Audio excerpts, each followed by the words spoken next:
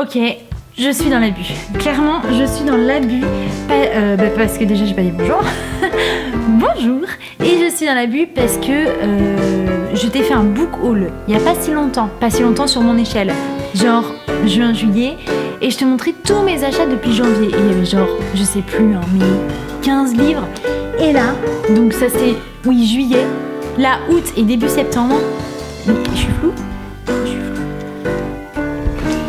Si je suis floue. Bon, on va dire que je suis pas floue. Donc je disais quoi août et septembre, août et début septembre, 1, 2, 3, 4, 5, 11, 12, 13, 16, 17, 18, 19, 20, 69, 70, 60... Non, je déconne. 20 livres en un mois et demi. Qu'est-ce qui s'est passé? Là, on retrouve la Lucie d'il y a 4 ans. C'est vraiment plus du tout représentatif de ma consommation. Je ne sais pas quoi te dire. Juste, je vais te les montrer. Et on n'en parle plus, et le fait qu'il soit montré en vidéo sera comme un poids en moins sur mes épaules, tu vois, comme ça je rangerais ça dans la case passé, on n'en parle plus. Alors, commençons. En boîte à livres, j'ai trouvé, alors attends, pourquoi c'est le bordel? Il me manque un. Ah bah ça commence. Oh, il est là-bas. Je disais donc, en boîte à livres, j'ai trouvé Jessie Burton avec son livre Miniaturiste. Miniaturiste, c'est un livre que j'avais entendu parler quelque part par quelqu'un qui disait je ne sais plus quoi. Incroyable. Et là je me suis dit, mais oui, c'est le livre dont tu n'as aucun souvenir. Prends-le.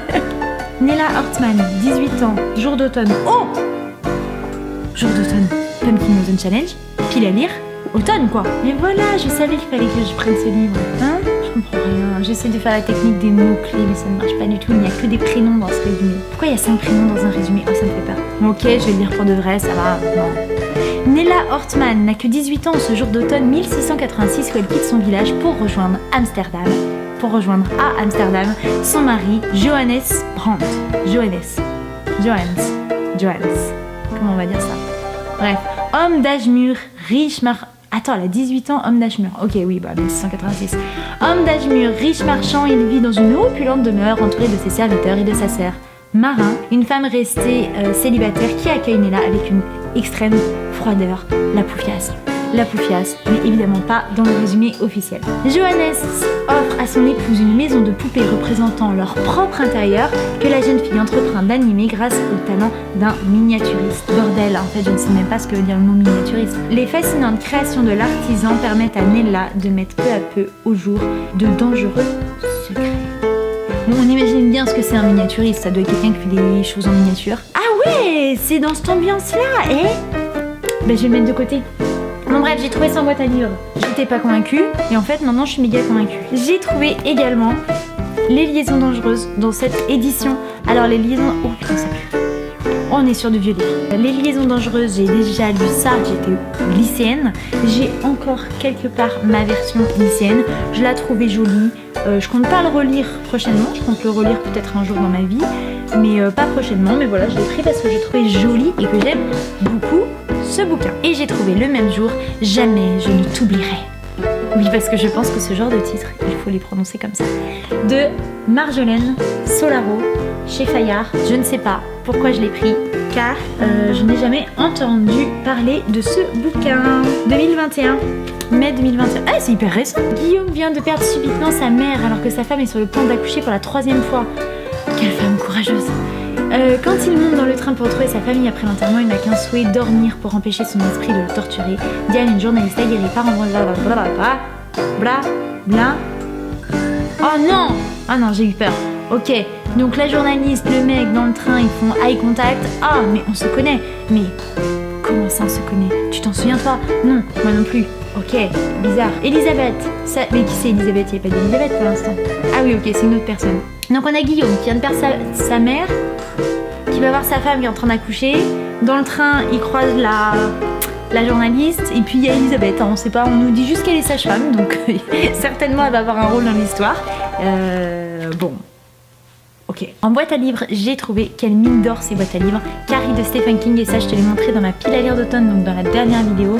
Et comme je te disais, je suis hyper contente parce que j'ai décidé de lire tous les Stephen King dans l'ordre, celui-ci étant le premier. C'est Cléo ce livre sur Instagram qui a eu cette idée, ou qui a pris cette idée, enfin bon bref, moi qui m'a donné cette idée. Et voilà, donc c'est prévu pour ce mois-ci ou le mois prochain. Ok, il y a eu une faille temporelle de recharge de batterie. Entre temps, qu'est-ce que je disais? Je ne sais plus. En tout cas, waouh, quelle couverture magnifique. Non, je déconne, elle est vraiment horrible. Elle est vraiment immonde cette couverture. Je bave un petit peu sur tous les Kings là, qui sont sortis. C'est le livre de poche, je crois. Oui, c'est ça. Je trouve qu'ils sont vraiment un peu plus stylés, mais bon, celui-là il était gratos, hein, donc forcément ça pèse dans la balance. Toujours dans le thème boîte à livres et dans le thème King, j'ai trouvé Écriture de Stephen King, Mémoire d'un métier. Donc là, si je me trompe pas, c'est un livre où lui, il parle de son processus d'écriture et un peu de sa vie, un truc un peu autobiographique autour de ses écrits, donc trop bien. J'attends juste, bon alors au-delà du fait que je devais les lire dans l'ordre, mais ça c'est pas vraiment un roman, donc je pense que je vais pouvoir le lire quand je veux, parce que j'adore tricher avec les règles. Oui, on va dire que c'est hors challenge de l'ordre de Stephen King là, mais j'attends quand même d'en avoir lu plus de romans de lui pour pouvoir à mon avis apprécier celui-ci. Ensuite, boîte à livres toujours, Les perroquets de la place d'Arezzo de Eric Emmanuel Schmitt. Je ne sais pas de quoi il parle, je ne vais pas regarder. C'est vrai, quand il y a un Eric Emmanuel Schmitt, je le prends parce que c'est un livre que je lis 1 à 2 fois par an. Un livre? J'ai dit un livre ou j'ai dit un auteur? Donc c'est un auteur que je lis 1 à 2 fois par an. Et bah voilà, comme ça va dans ma petite réserve 1, 2, 3. J'en ai déjà 3, 4 d'avance. Bon, il est peut-être temps d'en lire un petit peu et d'arrêter de les prendre. En attendant, Eric Emmanuel Schmitt, si vous avez envie de découvrir, franchement, Emmaüs, boîte à livres. Vraiment, ça vaut pas le coup, sauf si vraiment tu veux le dernier sorti, mais ça vaut vraiment pas le coup d'aller l'acheter neuf, à mon avis. Muriel Spark, À bonne école. Franchement, je sais pas trop pourquoi j'ai pris ça. Muriel Spark, je crois qu'elle a fait Muchos Libros, celle-là. Muchos Libros. Bon, je sais que ça ne veut rien dire, hein, j'en ai bien conscience. Je vais passer pour une grosse inculte, mais en fait, je sais pas trop, j'ai jamais lu, je sais pas quel genre c'est. Je sais pas, je l'ai pris quoi. Collège très chic, en Suisse, les élèves après mes arts de la mondanité, écriture. Quelqu'un de 17 ans écrit un roman, son assurance et son brio rendent fou de jalousie le directeur de l'école. Le directeur de l'école? Oh, ça a l'air nul. À la fin, ils mettent finesse, humour, compassion. Muriel Spark est ici à son meilleur. Bon, je vais lire ça. Si je trouve ça nul, j'en lirai pas d'autres, puisqu'a priori c'est le meilleur. Ça m'emballe pas trop, à mon avis, rendez-vous dans 5 ans, hein, il sera encore dans la pile à lire. Je suis allée à Emmaüs et j'ai essayé de faire des achats sensés, c'est-à-dire de ne pas acheter des trucs dont je n'avais jamais entendu parler. Donc c'est pas sur cette chaîne que vous allez découvrir des petites pépites venues de nulle part, parce que moi, quand je prends un truc dont je n'ai jamais entendu parler qui me tente, c'est toujours nul. Voilà. Donc je prends des trucs dont j'ai entendu parler et puis c'est tout. Voilà, je suis dans la team mouton et c'est pas grave. J'ai pris La langue des bêtes de Stéphane Servan. Je l'ai pris parce que au moment même où je l'ai acheté, j'étais en train de lire un Stéphane Servan, le truc des louves là, je ne sais plus le titre, et ça me plaisait bien. Donc je me suis dit, très bien. Prenons un deuxième. Il s'agit ici de vieux chapiteaux de cirque, de forêts sombres et profondes, de troupes de saltimbanques, spectacles, histoires, légendes. Franchement, je pense... Ah ben voilà, Le cœur des loups, c'est bien ça. Je pense qu'il y a moyen que ça soit sympa. C'est un univers de spectacle que j'aime bien, évidemment. J'ai pris Devenir de Michelle Obama, livre que j'ai déjà lu, que j'avais lu, je ne sais plus comment, sur ma liseuse peut-être. Je m'en rappelle pas. Je me rappelle pas avoir le bouquin comme ça entre les mains et tourner des pages. Donc je l'ai acheté parce que j'avais vraiment adoré et je le voulais dans ma bibliothèque. Hop, allez, dans les livres lus. Stephen King encore, mais mon dieu, c'est une vidéo spéciale Stephen King. J'ai pris celui-ci à Emmaüs, la petite fille qui aimait Tom Gordon. Manifestement, c'est un truc qui vient d'une bibliothèque. Normalement, Stephen King, soit j'ai envie d'en lire un en particulier puis je vais l'acheter en librairie, soit voilà, je les trouve dans les boîtes à livres, hein. C'est comme Eric Emmanuel Schmitt, il y en a partout. Il y avait peut-être 17 versions de Bazar ou de Carrie ou de je ne sais quoi, mais celui-là, je le vois pas souvent, il y en avait qu'un, donc je l'ai pris. Je suis navrée, je ne sais pas de quoi il parle, mais bon, tu ne devrais pas avoir trop de mal à retrouver un résumé de Stephen King. Il me semble que c'est... Non, je vais dire des bêtises. Qui en a parlé il y a pas longtemps? Je ne sais plus. Je ne sais plus, mais je me souviens que quelqu'un en a parlé, avec qui j'ai des goûts en commun et que c'était une critique positive du livre. Donc voilà. J'ai pris également Elle joue de Nahal Tajadod. Alors là pour le coup je me contredis parce que c'est un livre dont je n'ai pas entendu parler.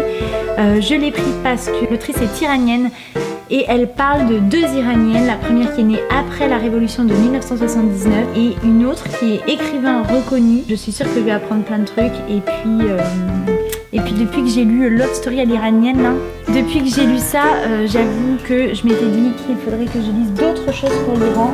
Donc ça tombe très bien. Et en plus ça va agrandir ma carte des auteurs de livres électriques, qui est un de mes objectifs de l'année. D'occasion, j'ai trouvé aussi Par le feu de Will Hill. Mince, c'est quoi ça, Par le feu, Par le feu? Quand je l'ai acheté, je savais. Mince! Inspiré de la vraie histoire de Waco, Par le feu est un roman sur la folie des hommes et le courage d'une adolescente. Waco, c'est la secte ça? Je ne sais plus. Je ne sais plus. Désolée pour ce book haul, pas du tout renseigné, mais écoute, en même temps quand tu cliques sur book haul, tu te doutes que ça va pas non plus être une mine d'informations, ce sont des livres que j'ai pas lus et je ne fais pas les vidéos les plus préparées du monde, donc voilà, on en est là, j'ai ça, maintenant que fais-tu de cette information? J'en ai pas la moindre idée. J'ai pris également à Emmaüs un Liane Moriarty un peu beaucoup à la folie, alors ça n'a pas vraiment de sens car j'avais déjà trouvé un Liane Moriarty en début d'été, d'occasion en boîte à livres, je ne sais plus, que je n'ai pas lu, donc je ne connais pas cette autrice. Donc c'est un peu stupide de ma part d'accumuler les livres d'une personne dont je ne sais même pas si ça va me plaire. Elle était française cette phrase? Donc... Oh non, la tondeuse! Je ne sais pas si tu vas encore entendre ce qu'il y a dehors, mais écoute, si c'est le cas, vraiment désolée. Je suis hyper en retard, il y a mon mec qui me met la pression pour aller chercher ma fille à la crèche. Vite, vite, vite! Oh mon dieu, ça va être chaud. 3 couples épanouis, charmants enfants, amitié solide, barbecue, blablabla, blablabla. Je pense que c'est un peu une enquête, on sait pas trop. Un drame. Kate Morton, La Ronde des souvenirs. Donc Kate Morton, j'en ai lu qu'un seul, je crois, et je continue. Voilà, je fais encore ça. J'accumule. Ah oui, mais là j'en ai déjà lu un, donc je sais que ça me plaît. Bon, alors ça va. J'en ai déjà 3, je crois, dans ma pile à lire. Donc il faudrait que j'arrête de les acheter et que je les lise. Mais j'avais lu La scène des souvenirs.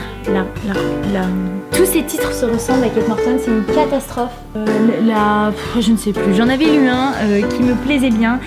Donc voilà, j'ai racheté Kate Morton. Franchement, celui-ci, je l'ai pas trop entendu parler, je crois. Faudrait que je re-regarde la vidéo de Margot Luzeuse qui parle de Kate Morton et qui les classe dans l'ordre de ses préférences là.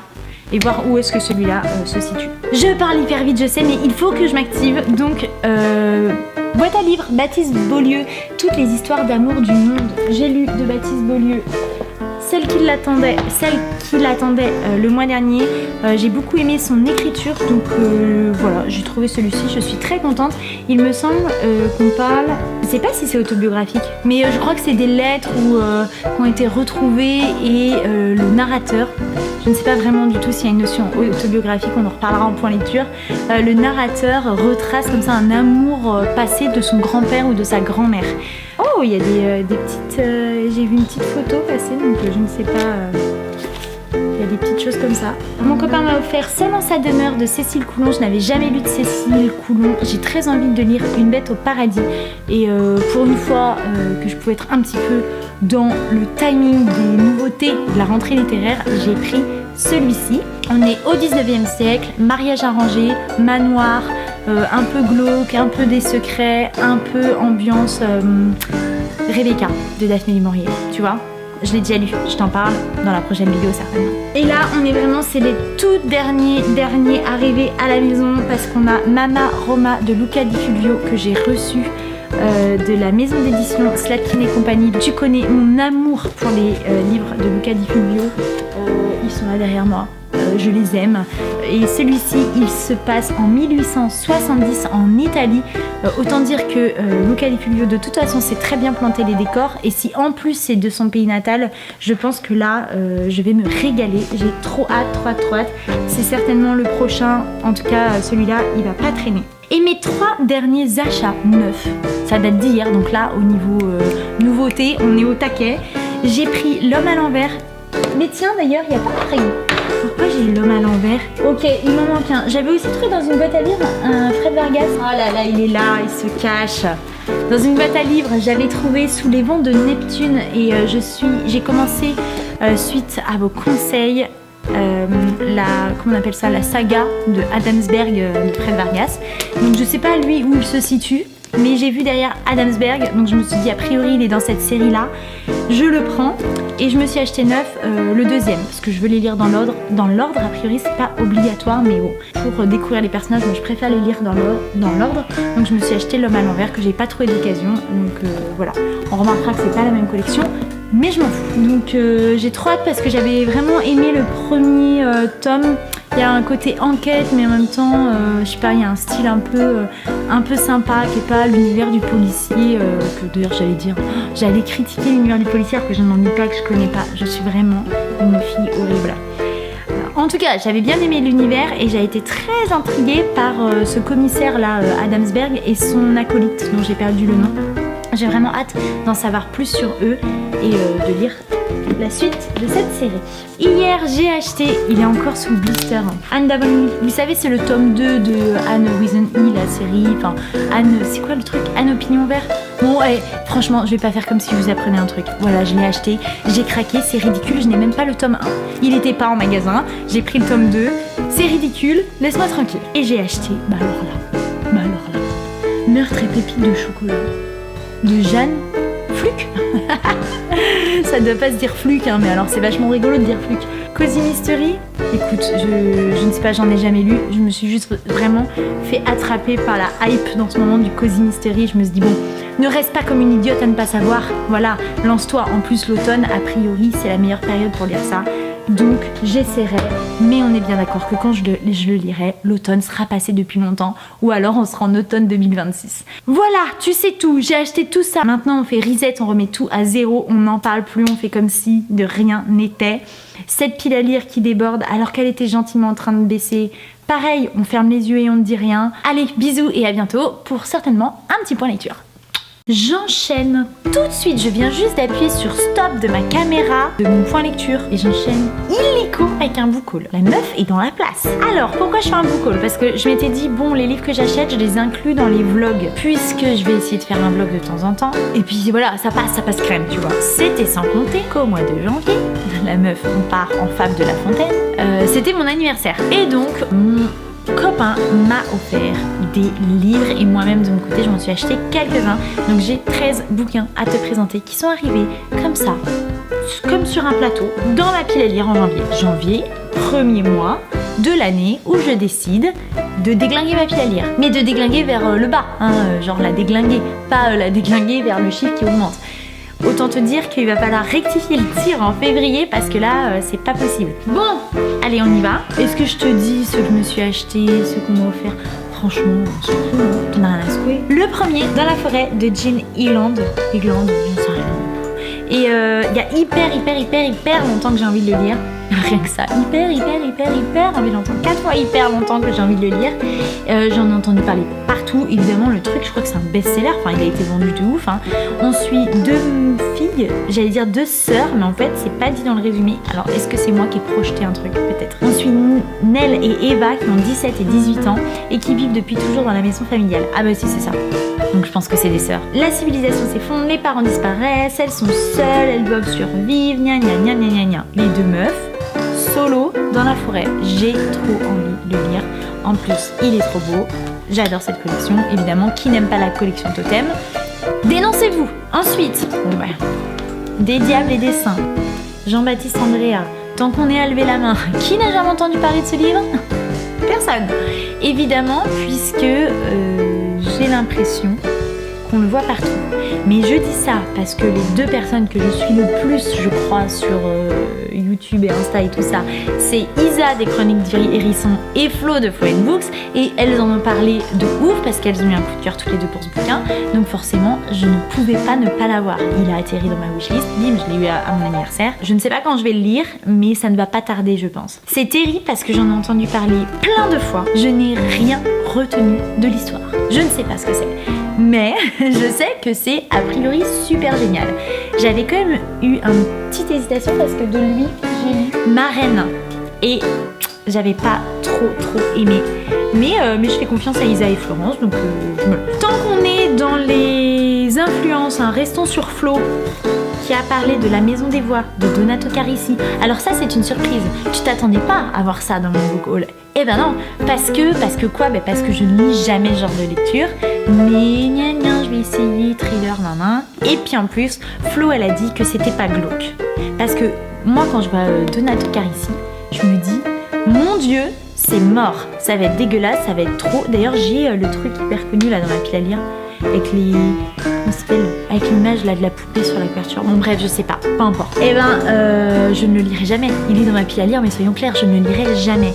Et elle a dit, non, vraiment, celui-ci, c'est pas le même mood. Si t'aimes pas ce qui est dégueu, tu peux y aller. Enfin, elle me l'a pas dit à moi, elle l'a dit dans un live. Mais peu importe, bref. Je l'ai. Et j'ai trop hâte du coup de découvrir, même si j'ai un peu d'appréhension. Là, j'ai l'impression qu'il y a vachement de dialogue. Donc ça peut aller méga vite. Ah ouais, il y a vachement de dialogue. La Maison des Voix. Et je crois que c'est un truc genre d'hypnose. Florence. Ah bah c'est rigolo, c'est Florence le... Bon bref, c'est hyper rigolo. Enfin, je l'ai acheté à cause de Florence et c'est Florence. Bon, on s'en fout. Florence de nos jours et Pietro Gerber, psychiatre pour enfants spécialiste de l'hypnose. Il arrive ainsi à extraire la vérité des jeunes patients tourmentés. Un jour, une consoeur australienne lui demande de poursuivre la thérapie de sa patiente qui vient d'arriver en Italie. C'est une adulte. Elle s'appelle Hannah Hall. Elle est persuadée d'avoir tué son frère pendant son enfance.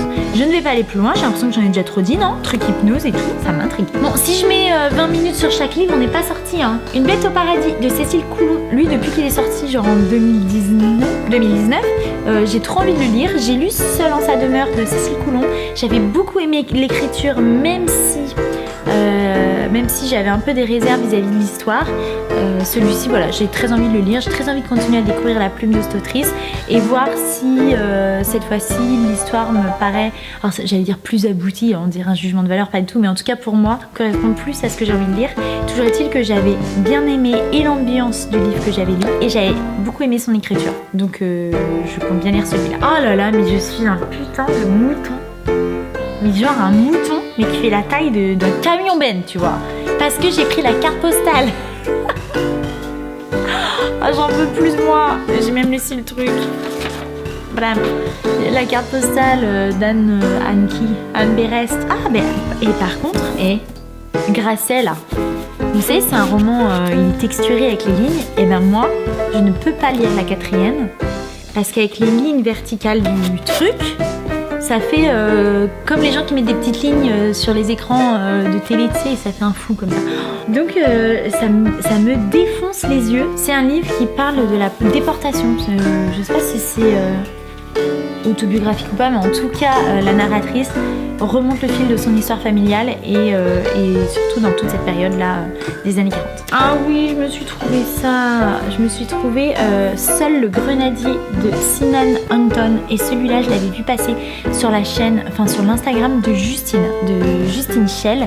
Je sais plus si elle l'avait lu, il me semble pas. Je crois qu'elle le proposait pour une lecture commune. Enfin bon bref. Et c'est un auteur irakien et je me rappelle l'avoir noté dans un coin de ma tête en me disant non seulement que ça agrandirait ma carte sur Libradix et que le livre m'intéressait. Je l'ai trouvé d'occasion et je vois que c'est prix de la littérature arabe 2017. Je l'ai trouvé d'occasion pas plus tard que ce matin. Voilà, tu sais tout. Et je n'ai même pas relu le résumé. Juste, je m'étais tellement dit que je voulais le lire que je l'ai pris direct. Et donc on suit Jawad, qui est le fils cadet d'une famille chiite de Bagdad. Son père le prépare à exercer la même profession rituelle que lui, qui consiste à laver et préparer les morts avant leur enterrement.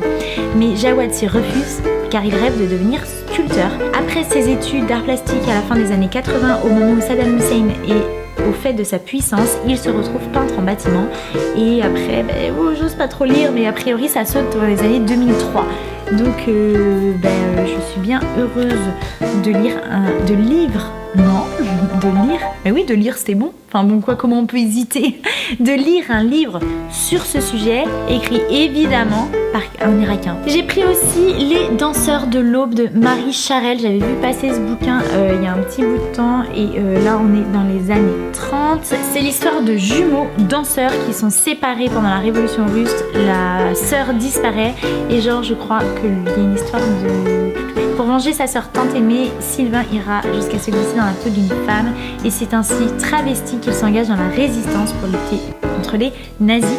Donc franchement, que dire, mis à part j'ai trop hâte. Je me suis trouvée Anne de Green Gables et franchement, mais alors coup de bol parce que ce truc-là, je le trouve nulle part.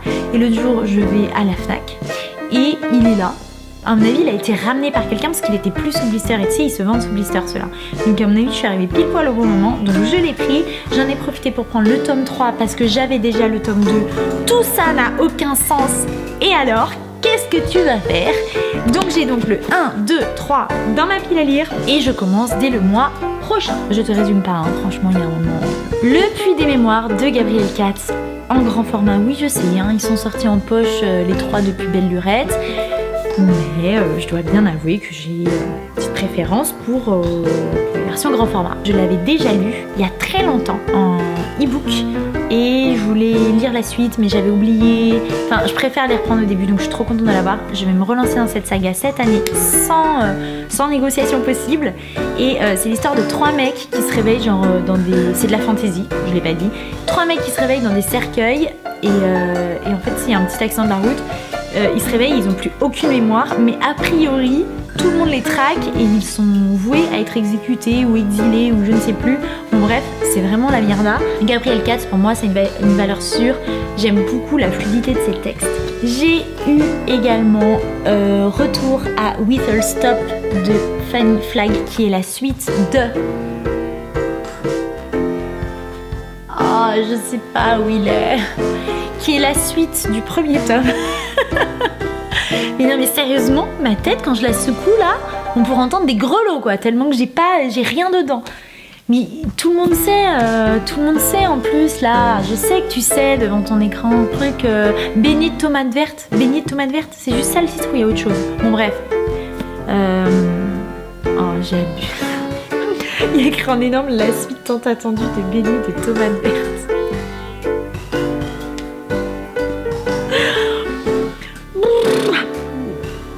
Donc du coup, c'est écrit là aussi. Oh non, ça fait 10 minutes que je suis là, je sais plus comment ça s'appelle le premier tome. Oh non, la honte. Du coup, j'avais adoré, surkiffé ce premier tome qui était tout cocooning. On était en Alabama, c'est ça, oui, dans un café où il y a une famille qui sont là pour les plus nécessiteux, ceux qui sont victimes de ségrégation, ceux qui sont sans argent, tous les vagabonds du coin. Et c'est un lieu d'amour et de chaleur. Et franchement, j'avais adoré ce mélange de douceur avec des thèmes aussi lourds. Et c'était vraiment mais parfait comme lecture. Donc j'ai trop hâte de lire la suite. Même si il paraît que c'est un peu en dessous. Mais franchement, rien que pour me retrouver à nouveau dans ce café, moi je signe. Et les 2 derniers, j'ai trouvé en boîte à livres Debout les morts de Fred Vargas. Je crois que c'est toujours dans la saga Adamsberg et je suis même pas sûre. Bref, je lis la saga Adamsberg de Fred Vargas, j'ai lu les 2 premiers. J'ai même pas regardé où c'était situé dans la saga ou si faisait bien partie de la même saga, mais il me semble. Du coup, je continue ma petite aventure. Fred Vargas, je sais pas quoi te dire. Et enfin, encore une suite de sagas. Donc tout ça m'arrange pour mon objectif de continuer des sagas. Je te rappelle qu'il faut que j'en continue ou finisse 5. Meurtre et Charlotte aux fraises, qui est la suite de Meurtre et Pépites de chocolat. Et j'avais plutôt apprécié le premier tome. J'avais pas trouvé ça fou, c'est mon premier Cozy Mystery. Je crois pas être revenue dessus. Peut-être la lecture de ce 2e tome, ça me donnera l'occasion vraiment d'en parler, mais disons que j'avais passé un bon moment. Mais pour moi, c'était pas dingo. Mais c'est comme regarder un téléfilm à la télé, tu vois. Et donc du coup, parfois, on a envie de regarder un téléfilm à la télé. Bon, moi personnellement je n'ai pas la télé, donc cet exemple n'a aucun sens. Mais tu as compris l'idée principale. Donc j'ai pris le 2e tome, il y en a combien? 4, 5 en tout? Je sais même pas si c'est fini. En fait j'en sais rien, je suis jamais au point de ces trucs là. Bon bref, peu importe. Voilà mes 13 nouveaux livres. Donc tu vois c'est quand même vachement varié. Il y a du polar, il y a du contemporain, il y a du cozy mystery, enfin il y a de la fantasy, c'est hyper varié. Je suis hyper contente, il y a quand même pas mal entre guillemets de nouveautés par rapport à ce que je lis d'habitude. Moi je lis toujours les trucs 15 ans après tout le monde. Là je suis plutôt à la page. Tu noteras le truc à la page par rapport au livre. Au pire je me lance dans l'humour. Et ben voilà, écoute, s'il y a des trucs que tu as envie de lire avec moi, peut-être je vais me faire des... je m'emballe un peu, mais je vais peut-être faire des lectures communes cette année. Alors, c'est vrai que je m'étais pas trop dit genre que je serais à l'initiative d'une lecture commune. J'avais plus envie de me greffer à lecture commune, mais sait-on jamais. Et ben, sur ce, je vais essayer d'avoir beaucoup moins de nouveautés pour les mois qui suivent. Mais là, c'était mon anniversaire, donc c'était un petit peu particulier. Parce que 13 livres en un mois, c'est bien plus que ce que je lis, donc ça n'a pas vraiment de sens. Et ben voilà, je te fais des bisous et je suis bien contente d'être à nouveau sur cette chaîne. Hey, j'ouvre un nouveau vlog. Tu vois bien que je kiffe un petit peu faire ce format, en fait c'est vachement plus pratique pour moi. Je filme 5 minutes par-ci par-là et en fait ça correspond vachement mieux à ma vie, notamment de maman qui est sa petite à la maison tout le temps. Beaucoup plus facile que se poser vraiment 30 minutes pour filmer. Donc c'est reparti, je vais essayer de faire... J'aimerais bien essayer de faire, alors non pas un vlog qui retrace tout mon mois de lecture, parce que c'est pas assez intéressant, hein, ce qui se passe dans ma vie, même dans ma vie de lectrice, pour faire ça. Donc en gros, ouais, une semaine en général. En général, ça fait une semaine et demie ce que je fais, et voilà, faire ça une fois par mois. Et puis le reste du temps, si j'arrive à poster régulièrement des vidéos sur YouTube, faire d'autres formats, des formats genre point lecture, truc comme ça. Donc ça commence avec une petite présentation des graphiques que je suis allée chercher à la bibliothèque. J'ai l'impression que ça va être le petit rituel de mon vlog parce que les deux derniers oui, mais mes 2 seuls vlogs d'ailleurs je crois, j'ai fait ça. Donc c'est parti. À la bibliothèque, j'ai emprunté Les Petites Distances de Camille Denyamina et Véro Caso. Et ça fait un bail que j'avais envie de le lire. Je crois qu'il a un peu genre été hypé sur YouTube et tout, mais il a peut-être maintenant déjà 3-4 ans. Il date de 2018. Non, 2022, bah oui, c'est ça, 4 ans. Le temps passe si vite, comme diraient les vieilles personnes. Ça fait hyper longtemps que j'ai envie de le lire, donc trop contente de l'avoir trouvé. J'ai aussi pris un Océan d'amour qui, j'ai l'impression, un peu un classique hein, dans l'univers du graphique. C'est cette BD qui est complètement sans paroles, juste avec des images. Et alors, je sais pas, j'ai l'impression que je vais être peut-être émue par cette BD parce que le dessin déjà me touche assez. J'ai également pris ce graphique, l'anniversaire de Kim Jong-il. Alors celui-là, je l'avais vu j'ai hésité plein de fois à le prendre en librairie. Enfin en librairie, mais je suis vraiment une sale mytho. Donc j'habitais avant, je faisais mes courses à Leclerc, si tu veux tout savoir. Et quand j'arrivais, le premier truc qu'il y avait, c'était l'espace culturel. Donc à chaque fois que j'allais faire genre mes courses, je passais devant et il y avait le présentoir graphique et je le voyais et vraiment ça a été dur de résister parce que tu vois, je le voyais genre toutes les semaines, tu vois. Puis un jour il a disparu de la devanture et j'y ai plus jamais pensé. Et là, bim, je le trouve dans la médiathèque. J'embarque. L'avant-dernier, j'ai pris Isadora, qui est un graphique qui retrace la vie d'Isadora Duncan, Isadora Duncan plutôt on devrait dire, puisqu'elle est américaine. Et c'est une danseuse chorégraphe qui a un petit peu bouleversé l'histoire de la danse, qui a sa place dans le déroulé de l'histoire de la danse aux États-Unis. Et du coup, je suis curieuse de voir ce qui va être dit dans cette BD. Je sais pas trop sous quel angle c'est pris, si c'est l'entièreté de sa vie, son travail de danseuse, je ne sais pas. Il y a plein de choses à dire sur cette femme. Et c'est pas un personnage de l'histoire de la danse que je connais vraiment beaucoup. Et enfin, j'ai emprunté Radium Girl, dont on a pas mal entendu parler dernièrement. Et pour le coup, je crois que celui-là, ça fait moins longtemps, peut-être 1 an, 2 ans, je dirais, je sais. Avril 2000, donc ouais c'est ça, même pas 2 ans. Et là celui-là je vais pouvoir t'en parler dès maintenant parce que je l'ai lu, ça y est. On retrace la vie des Radium Girls, qui étaient aussi appelées les Ghost Girls à l'époque, qui étaient ces femmes qui travaillaient dans les usines de montres, d'horlogerie, où elles traçaient avec leurs petits pinceaux des traits et des chiffres au radium pour que ce soit... alors je me trompe toujours, fluorescent, phosphorescent, luminescent, je ne sais pas trop mais tu vois, genre que ça brille dans le noir quoi. Et donc elle pratiquait toute la technique du lip dip paint, c'est-à-dire elle mouillait le pinceau avec leurs lèvres, elle trempait dans l'espèce de produit au radium et elle peignait le truc et elle recommençait ta. Alors dans les années 20 c'était a priori ok, mais maintenant je te spoil rien, on sait que le radium, le manger au petit-déj c'est quand même pas l'idéal. Donc ces filles-là forcément ont eu des graves conséquences d'empoisonnement à force de pratiquer ce métier-là en fait. Et c'est fou parce que leur histoire a eu un certain impact notamment sur les lois du travail américain et pourtant j'ai l'impression des grandes oubliées parce que avant que ce livre sorte, personnellement j'en avais jamais entendu parler. Et du coup voilà, je suis très contente de l'avoir lu. Au niveau des dessins en fait c'est que à base de violet et de vert et vous voyez ça, c'est un peu dans ce style. La seule chose je pense à savoir, c'est que c'est assez... comment dire, c'est pas un document qui approfondit scientifiquement sur les effets du radium. C'est pas non plus un document qui approfondit en termes de qu'est-ce qui s'est passé légalement par rapport à leur travail. Enfin, je veux dire, c'est assez, j'ai envie de dire survolé, mais du coup ça paraît négatif, alors que non, c'est vraiment comme lire un article assez long sur ces femmes-là. Voilà, c'est pas une encyclopédie, c'est pas un documentaire de 4 heures, c'est plutôt un article, si je devais le transposer, on va dire, un article qui te ferait un peu découvrir toute cette histoire. C'est plutôt sur le point de vue du ressenti de ces femmes-là. Donc on suit leur histoire, leur amitié et voilà comment elles vivent tout ça. C'est assez léger finalement comme traitement pour une histoire qui n'est pas forcément très légère, mais du coup voilà, j'ai vraiment apprécié de découvrir ces femmes de l'histoire. Bon, je ne sais pas trop dans quelle énergie je vais être pour ce petit bout de vidéo parce que je viens de me réveiller d'une sieste qui n'était pas prévue au programme. Donc je suis un petit peu, enfin voilà, un peu la tête en vrac. Mais bon, je me suis installée dans le pouf de ma fille. J'espère que ça va pas se faire tout le temps. Mais j'ai besoin de confort. Je viens de me réveiller, tu vois, je vais pas me mettre à même le sol. Ça serait beaucoup trop violent.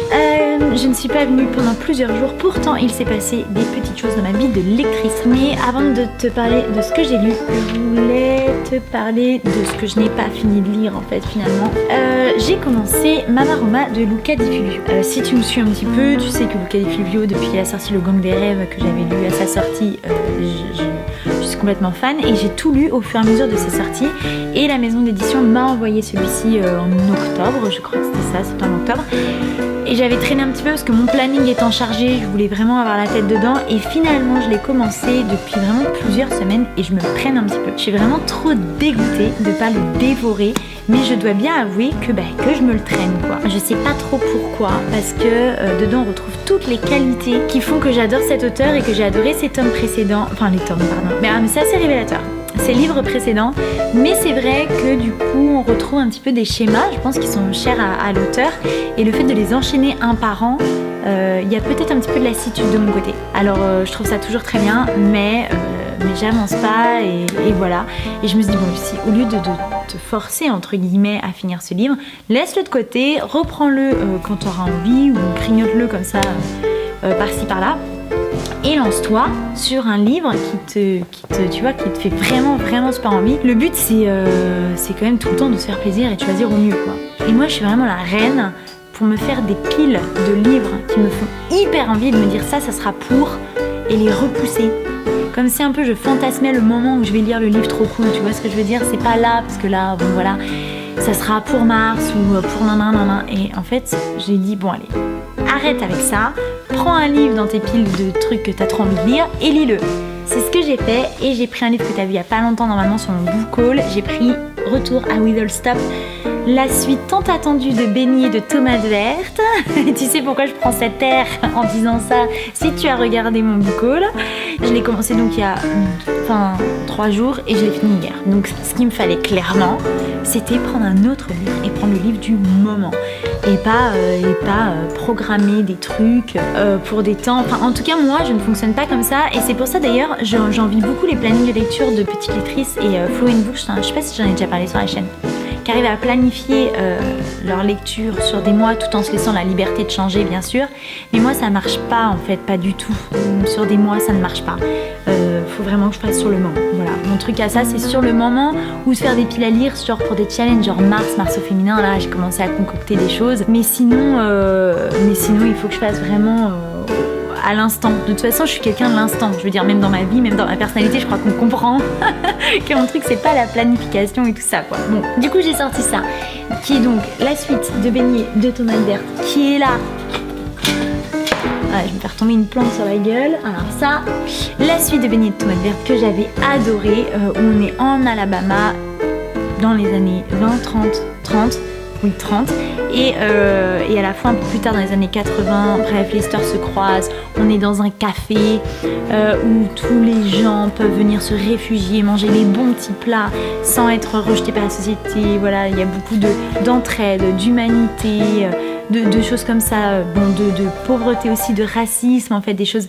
En fait, voilà, voir le beau de l'humain dans le plus globalement moche de l'humain. Oh là là, cette phrase est vraiment nulle. Mais bon, ce livre vraiment est un petit... un truc vraiment très intime, très chaleureux. Et du coup, j'avais hâte de me replonger dans cet univers. En ce moment, c'est vraiment un truc qui pouvait que me faire du bien. Et j'ai replongé. Voilà, j'ai replongé. Et en fait, finalement, je me demandais comment ça allait s'articuler par rapport à celui-là.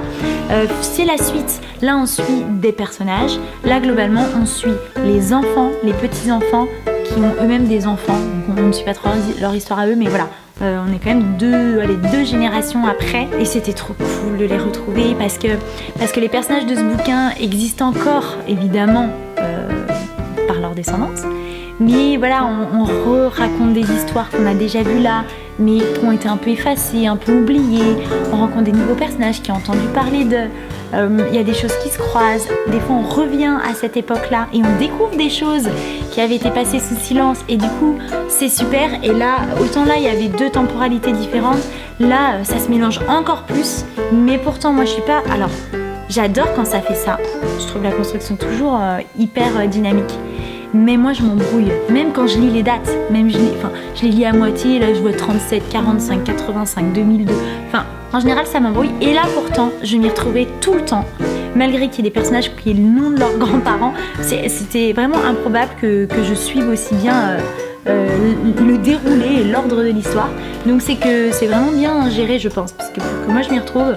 Et voilà, et ben j'ai adoré. Alors, c'est sûr, j'ai préféré Beignets de tomates vertes parce que j'ai découvert l'univers et parce que j'étais avec des personnages sur une ville. Là, il y a plus d'années qui s'écoulent, mais j'étais quand même super contente de retrouver toute cette ambiance. Franchement, cette petite duologie qui n'a pas de la même taille, merci le cherche-midi, c'est vraiment du réconfort, je la garde et je sais pertinemment que dans ma vie je la relirai. Je dis pas que c'est le truc le plus incroyable, le plus original que j'ai lu, le plus bouleversant ou le plus crédible ou alors un documentaire historique, pas du tout.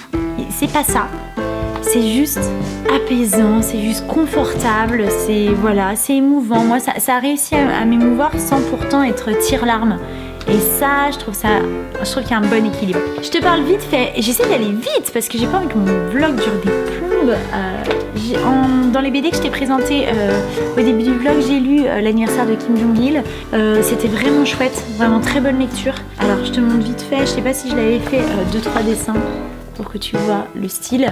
Donc on suit un enfant qui vit en Corée du Nord et comme tous les enfants n'a qu'un héros, qu'un dieu vivant, c'est Kim Jong-il, puisqu'ils grandissent dans l'adoration de ce personnage politique. Et du coup, c'est fort intéressant de le suivre, aimer ce dictateur, qui est quand même pas la personne la plus sympathique au monde. J'espère ne pas recevoir un missile nucléaire sur ma maison en disant ça. Mais du coup, le parti pris est quand même méga cool. Il vieillit un petit peu, il commence à avoir une vision des choses un petit peu plus globale et il voit les problématiques. Ça parle de la fuite, de l'oppression. On se rend... En fait... Si tu veux, je me suis rendu compte un petit peu de ce qui se passait, de comment ça pouvait être. J'ai touché du doigt ou j'ai goûté du bout des lèvres. Vraiment, je n'ose pas dire que j'ai compris parce qu'à mon avis, je suis à des années-lumière de ça. Mais je vois un petit peu plus comment ça peut se passer en Corée du Nord. J'avais déjà entendu parler de la Corée du Nord, hein, merci. Mais voilà, voir un peu de l'intérieur, forcément, ça change les choses. Il y a des thématiques auxquelles je ne pensais pas d'emblée en pensant à la Corée du Nord.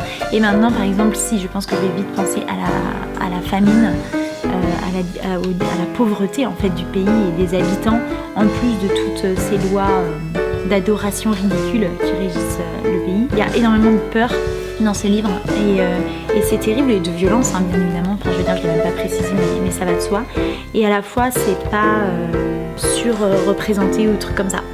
C'est comme un petit peu, je trouve, comme Radium Girls.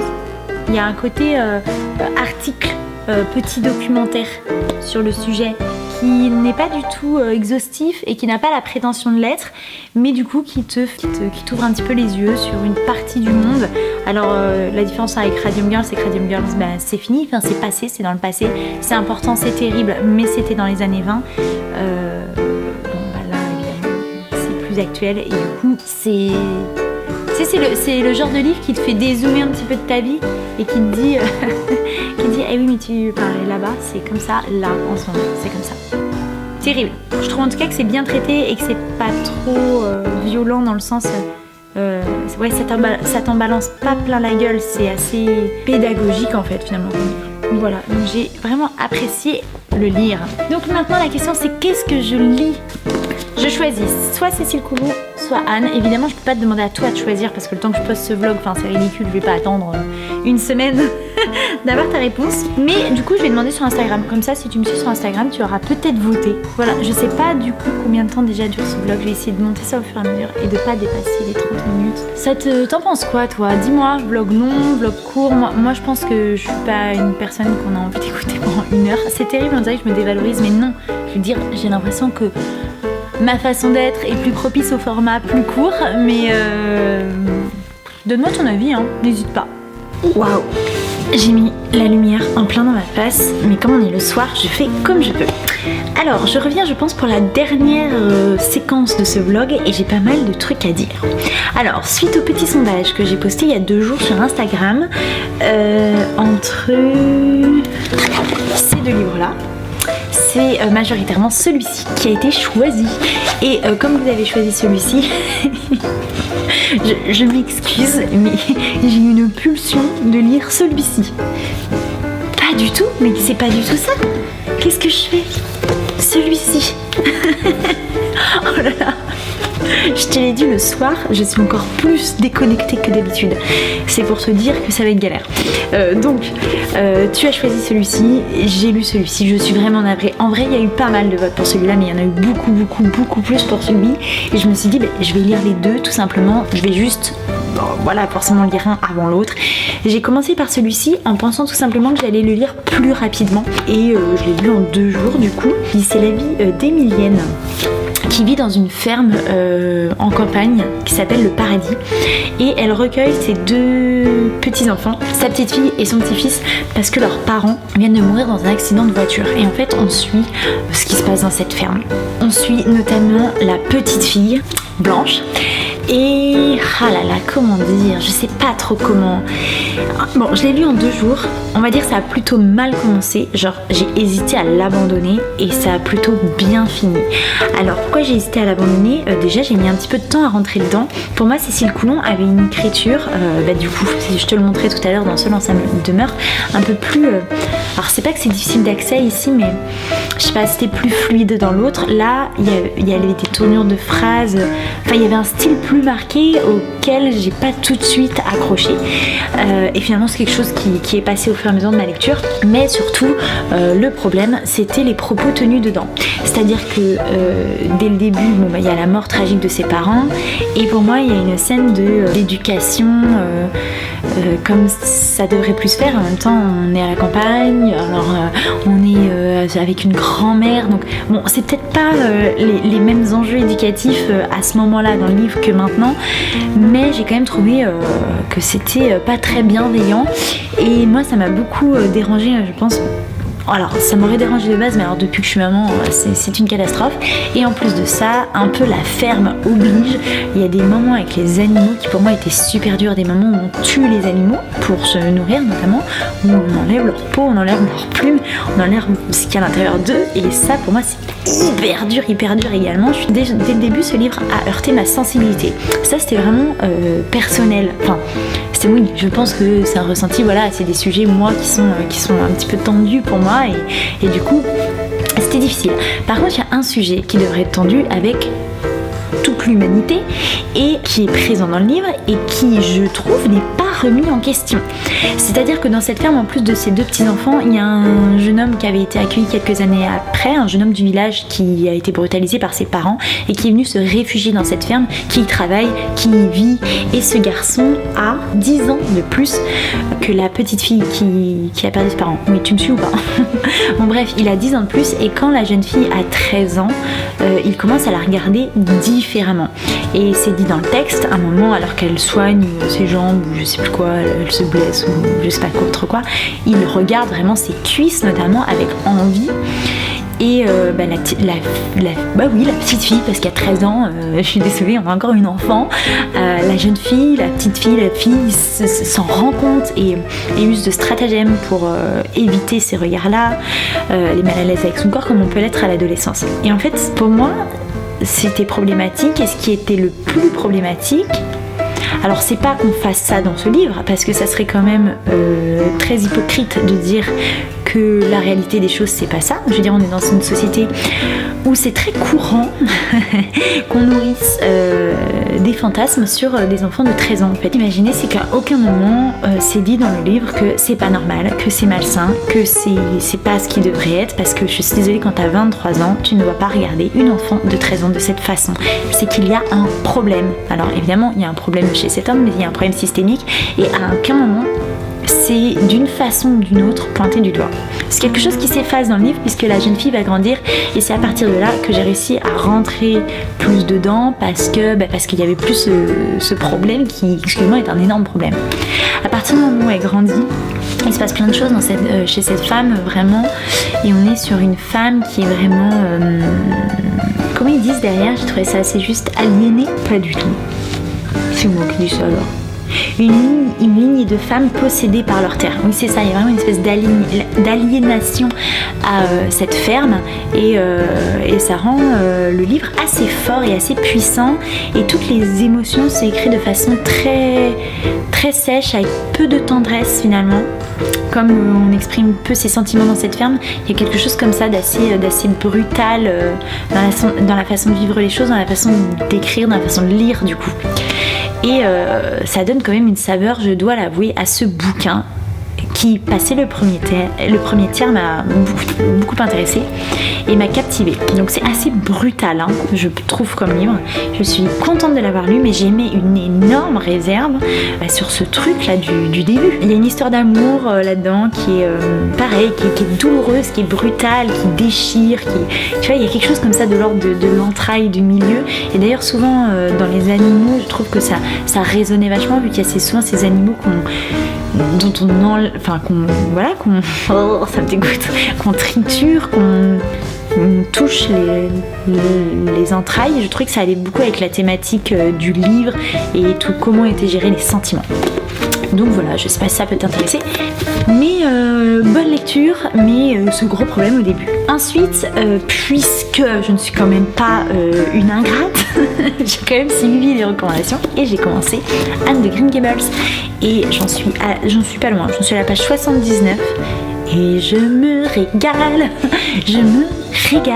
c'est en fait c'est ce que dit tout le monde, c'est doux, c'est un bonbon, gna gna. Bah en fait oui, écoute, c'est ça, hein, Anne, je sais pas, moi j'ai vu la série, donc c'est assez fidèle pour l'instant, c'est très très très fidèle à la série. D'ailleurs à un moment il y a une description physique de Anne, de cette petite fille, et je trouve, j'avais l'actrice en tête évidemment, et en fait à chaque fois qu'il y avait un trait de son visage supplémentaire de décrit, je me dis mais putain, mais c'est exactement ça, que ça soit la taille de son front, sa bouche, ses pommettes, sa peau, ses cheveux. Alors, je me dis mais ils ont vraiment c'est vraiment exactement pareil quoi. Donc je prends beaucoup de plaisir à le lire. Il y a beaucoup de pensées d'Anne, de pensées comme ça très envolées, très poétiques, très dans l'imaginaire, très lyrique, et comme dans la série, elle parle beaucoup, là c'est pareil, elle ne fait que de parler, et il y a beaucoup de descriptions de la nature, souvent avec les mots que pourrait utiliser Anne, même si c'est pas elle directement qui parle dans le texte. Tu vois, des fois c'est la narratrice, mais elle a imprégné de Anne. Et la narratrice bouge un petit peu, des fois vraiment elle ressemble fort à Anne dans sa façon de parler, et je crois même qu'à un moment il y a une adresse au lecteur. Enfin bon bref, ça bouge un petit peu, mais c'est vraiment super agréable. Et enfin je vais finir sur un livre que j'ai détesté. Et je ne comprends pas, parce que moi j'ai entendu plein de bien de ce livre il y a quelques années. C'est une bande dessinée que je t'ai présentée au début. Alors je l'ai même plus parce que j'ai rendu à la bibliothèque super énervée. C'est Les Petites Distances. D'ailleurs il faut que j'écrive un commentaire sur le truc de la médiathèque pour dire aux gens n'empruntez pas ce livre. C'est vraiment, c'est pas possible. Les Petites Distances, autant te dire que j'ai toujours entendu du bien de cette bande dessinée. Et là, je ne comprends pas. Il ne s'agit pas de genre oui, moi j'ai moins aimé, mais gna gna gna gna gna. Non, il s'agit pas de ça. Il s'agit de genre ce livre, comment on peut l'aimer? Je ne comprends pas. Donc Les Petites Distances, on a un mec. Alors déjà, les 3 premières pages, je suis désolée, mais c'est hyper dur à comprendre. Enfin, je sais pas. Enfin, c'est hyper. Ça commence dans un adultère et en même temps, le mec arrive et la femme est en train de le tromper et l'autre fait oh, quoi, t'as un mec? Elle fait ah bah oui, j'avais oublié. Tu sais, en fait, on comprend pas trop. J'ai dû lire cette page 3-4 fois avant de vraiment saisir la situation, sans au final trop la saisir. Enfin bref, j'ai trouvé ça assez brouillon dès le début. Les dessins sont chouettes, mais alors des dessins chouettes ne suffisent pas à camoufler un fond dégueulasse. Bon bref, je te raconte parce que là, mis à part m'énerver, on ne comprend rien. En plus, je suis obligée de m'énerver pas trop fort parce que ma fille est en train de s'endormir avec son père. Donc je m'énerve en chuchotant, ça ne veut rien dire, ça ne ressemble à rien. Donc on a ce type qui en fait est un peu un oublié de tout le monde, c'est-à-dire il se rend vite compte que tout le monde l'oublie, genre il passe un entretien pour rentrer dans une coloc, le mec dit ouais carrément, puis 2 heures après il a oublié qui il était, il rencontre quelqu'un dans la rue et il le recroise et il fait mais non mais vous êtes qui, genre même sa psy qui croise le lendemain dans un autre contexte on voit même pas qui il est. Enfin bref, le mec, personne l'imprime. Et finalement, qu'est-ce qui se passe? Il finit par disparaître, comme sur la couverture, là où il est à moitié effacé. Et donc ce type décide d'aller vivre chez sa voisine en étant à moitié pas un fantôme, parce qu'il est vivant si tu veux, mais ouais, on va dire un peu fantomatique, transparent, quoi, invisible. Ok. Donc le mec s'incruste, c'est-à-dire elle prend son petit déj, il est là, il prend son petit déj avec elle, il interagit, non, il lui parle, mais évidemment il y a peu d'interaction. Déjà le mec s'incruste chez une inconnue et il tombe amoureux d'elle. Et il se rend compte que, est-ce que je vais un peu loin dans le spoil? Je pense pas, de toute façon on ne lit pas ça. Il se rend compte que en fait, même si elle l'entend pas et tout, par exemple s'il fait des blagues, elle va avoir un petit peu envie de rire sans trop savoir pourquoi. Tu vois ce que je veux dire? Il y a une espèce d'énergie qui passe, même si elle sait pas d'où ça provient. Et en fait, le mec est un gros incruste, voyeur. Enfin, c'est terrible. Le mec est chez la meuf. Et évidemment, il y a des scènes, mais qui sont terribles. Donc, genre à un moment, je crois qu'elle. Attends, c'est quoi le truc? Elle se masturbe. Et le mec, lui, est à côté d'elle. Oui, parce qu'il dort dans son pub, il n'y a pas de souci. Et genre. Je sais plus, genre c'est écrit, genre il tient 3 minutes, en même temps elle l'a bien cherché, et puis genre il fait la même chose, je crois, ou un truc comme ça. Mais t'es là, mais attends gars, enfin je veux dire, c'est pas parce qu'il est invisible que, enfin le fait qu'il soit invisible ne fait pas que ses actes soient tolérables. Et à un moment, elle discute avec ses amis en disant qu'il y a une pratique sexuelle qu'elle apprécie pas forcément, et le mec décide de la faire changer d'avis pendant qu'elle dort, et au final c'est validé dans le livre. Genre d'un coup elle est excitée, je crois, elle est rouge, je sais pas quoi. Non mais excusez-moi, mais c'est pas parce qu'il est invisible que c'est ok. En fait ça s'appelle un viol. Et le truc, il y a une superbe image d'ailleurs à ce moment-là, je crois que le dessin est très beau. Mais c'est très beau, mais c'est pas possible en fait. Et voilà, et en gros c'est ça l'histoire. Enfin, c'est un mec qui fait ce qu'il veut. Et d'ailleurs pour être plus... pour en apprendre plus, pour être plus performant au lit, il va carrément chez les voisins les espionner à chaque fois qu'ils s'en vont en l'air. Je comprends pas. Donc toutes les personnes qui adorent ce livre, parce que quand même on en a vachement entendu parler pendant un moment, venez m'expliquer. Parce que c'est juste pas ok du tout. C'est de la culture du viol, en bloc, jamais remis en question, jamais critiqué. Au contraire, rendu hyper beau avec des superbes illustrations et romantisé, parce que, spoil, je te préviens, coupe les 15 prochaines secondes si tu veux pas savoir. Au final c'est ok, genre d'un coup elle est amoureuse de lui sans s'en rendre compte, et du coup il réapparaît pour elle ou un truc comme ça. De toute façon j'ai pas trop bien compris la fin, de toute façon j'étais énervée. Au final ils sont en couple et c'est ok, la meuf elle l'aime. Donc je sais pas, c'est quoi la morale de l'histoire? Violons des filles, elles finiront par nous aimer? tant qu'on nous voit pas, on peut faire ce qu'on veut. Je sais pas, mais dans tous les cas, c'est de la grosse merde, voilà. Donc je suis désolée, je sais qu'il y en a plein qui détestent ces propos-là quand je dis c'est de la daube, non, mais il y a un moment, je suis désolée, moi, je trouve que c'est de la merde de mettre ça dans un livre. Donc je ne pense pas avoir mal compris, parce que je vois pas d'autre façon d'interpréter ce livre. Je comprends pas, viens m'en parler, vraiment viens m'en parler, parce que c'est pas possible. Je vais donc finir ce vlog par des insultes en étant énervée. Pas ouf, mais qu'est-ce que je peux te dire d'autre? Ah si, j'ai emprunté 2 autres BD. Je vais te montrer, on va dire que ça va faire une fin un peu plus smooth quoi.